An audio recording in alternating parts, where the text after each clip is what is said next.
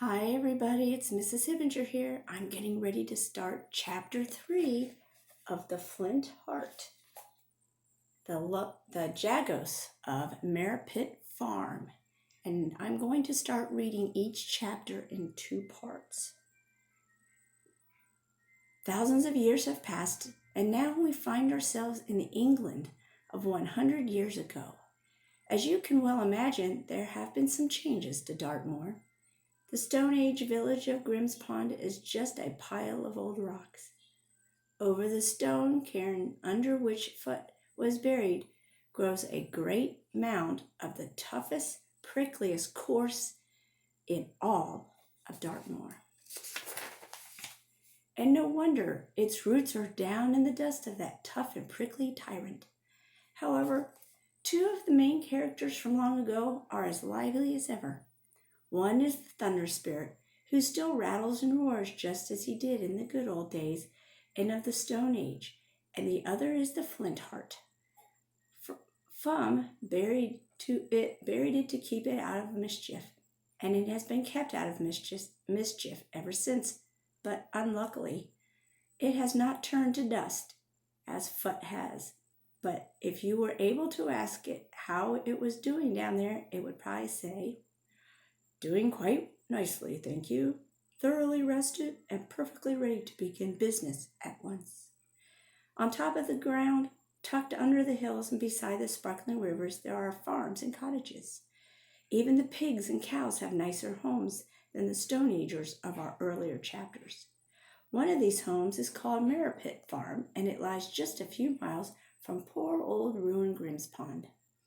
Long before Merripit Farm was established, however, Dartmoor was discovered by the Pixies. Some of you are modern and scientifically minded.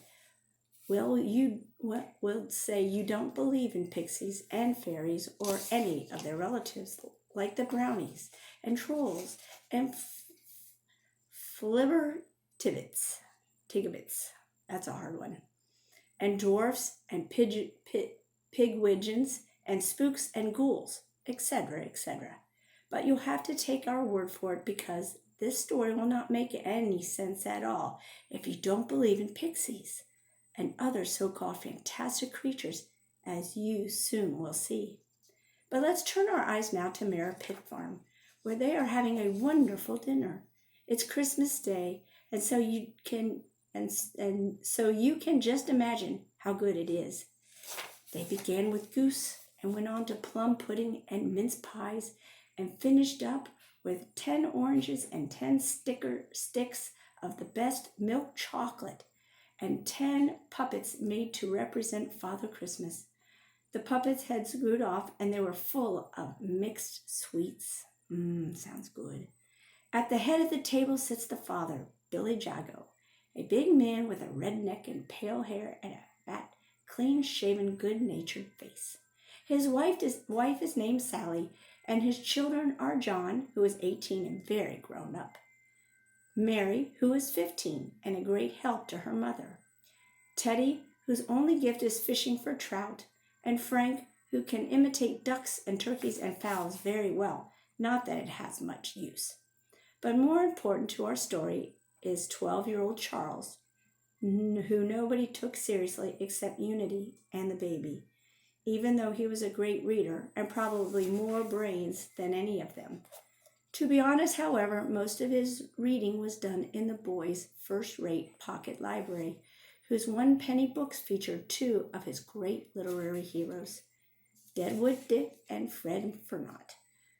Next come the twins, Sarah and Jane, who never speak, then Unity, who is only 5 and who, like all proper 5-year-olds, is always surprised.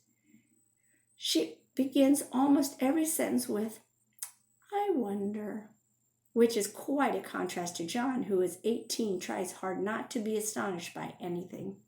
Oh, we almost forgot baby Dickie, but he, of course, is there as well. And Ship and the family sheepdog. We mustn't leave him out. He was bigger than the baby, with very shaggy black and white hair that fell right over his eyes.